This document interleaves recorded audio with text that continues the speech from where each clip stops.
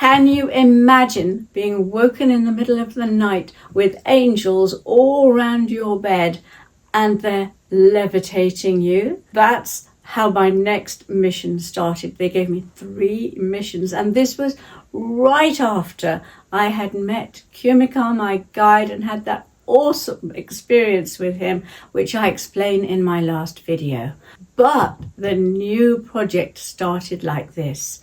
There were the angels levitating me in the bed, and they said, "We want you to write another book. You're to call it Angel Inspiration, and you're to start immediately." Wow.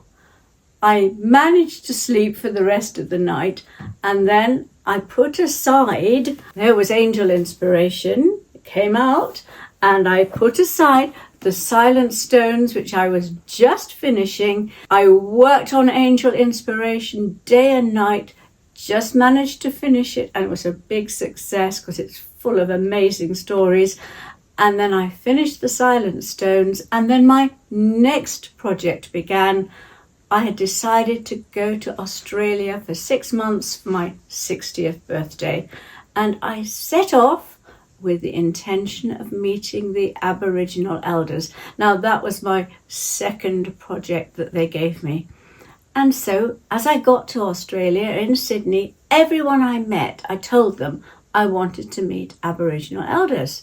And I met a lady who said that her ex-husband used to be at school with some elders, and they were right up in the very north of Australia in Cooktown. So I set off. It took me 2 months to get there, and it was then way beyond the tarmac roads. But there I met the most wonderful, amazing guy. He was an elderly Aboriginal elder. He talked to me about forgiveness. He talked about love. I sat for 3 days in his kitchen listening to the stories all the time. There were all his family and relatives and members of his tribe popping in to have a look at me.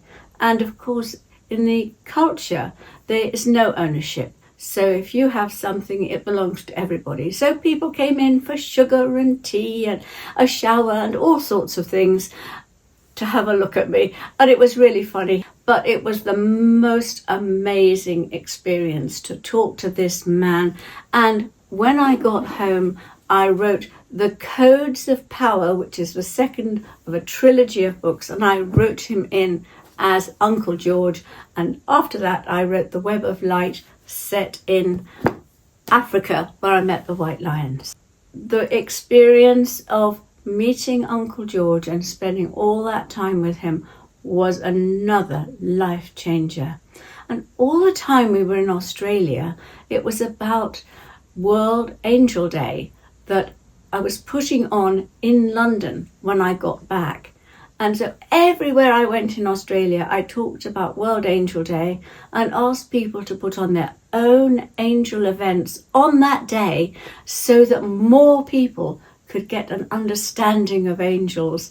And that worked brilliantly. I arrived home in time to put on World Angel Day, and we made the BBC 6 o'clock news.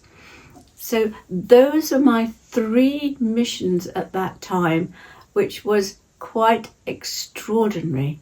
And I didn't know then that something even more incredible was about to happen that would take my life onto a totally new journey and would expand my mission to help people connect with their angels into a global network.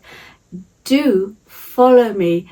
Do watch the next part of my video when I start the Angel School, an act of faith that had miraculous results.